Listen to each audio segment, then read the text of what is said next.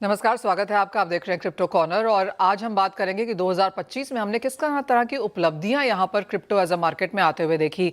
सबसे पहले तो आपको याद दिला दें कि इस साल में हमने बिटकॉइन को ऑल टाइम हाइज बनाते हुए देखा है और $1 लाख का लेवल जो पार हुआ है उसके बाद हमने स्तरों को उसको तोड़ते हुए नहीं देखा। दूसरी इंपॉर्टेंट चीज यहां पर ओवरऑल क्रिप्टो मार्केट कैप को लेकर है, जो कि 4 लाख करोड़ के ऊपर यहां पर पार निकला है एंड वो $4 ट्रिलियन पार करने के बाद आसपास ही कारोबार करता हुआ नजर आया है।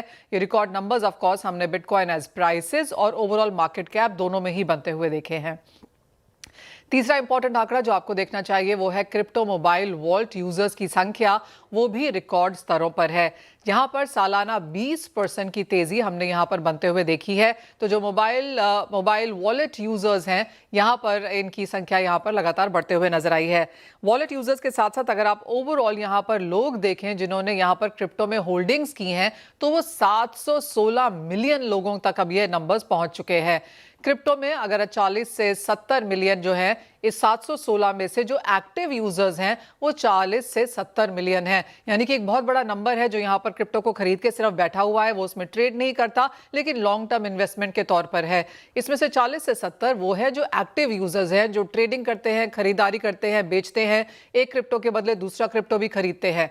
साथ ही साथ अगर आप रियल वर्ल्ड एसेट मार्केट को देखें तो यहां पर 2025 में अच्छी खासी बढ़त देखने को मिली है।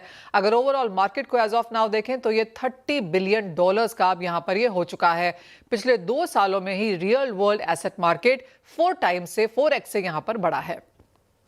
एक और सेक्टर जहां पर जोरदार तेजी देखने को मिली वो था ईटीएफ्स। यहां पर होल्डिंग्स $175 बिलियन के अब पार निकल चुकी हैं।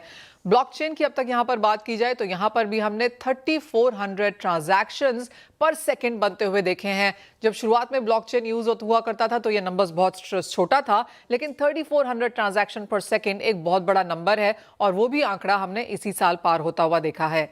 एक और सेगमेंट जहां पर जोरदार तेजी देखने को मिली और यूएस ने तो यहां पर रेगुलेशन भी बनाया है जीनियस एक्ट के तहत, और ये है स्टेबल कॉइन्स। यहां पर जो सप्लाई है रिकॉर्ड स्तरों पर है। स्टेबल कॉइन्स वो टोकन्स होते हैं जिनकी बैकिंग फिएट करेंसीज या फिर टैंजिबल कमोडिटीज से की जाती है। ज्यादातर stable coins as of now US dollar या यूएस डॉलर ट्रेजरी बैग्ड हैं और यहां पर हमने सप्लाई जो है रिकॉर्ड स्तरों पर आते हुए देखी है। एज ऑफ नाउ अगर माना जाए तो $300 बिलियन की ज्यादा स्टेबल कॉइन की सप्लाई फिलहाल मार्केट्स में है और स्टेबल कॉइन्स के जिस तरह के हमने यूजेजेस आते हुए देखे हैं, इसका इस्तेमाल एज अ पेमेंट बनता हुआ देखा है, वो भी ऑन द हायर साइड है। आपको एक और चीज याद दिला दें, अगर आप मीम कॉइन्स की यहां पर बात करें तो वो भी हमने थाउजेंड्स में यहां पर आते हुए देखे थे।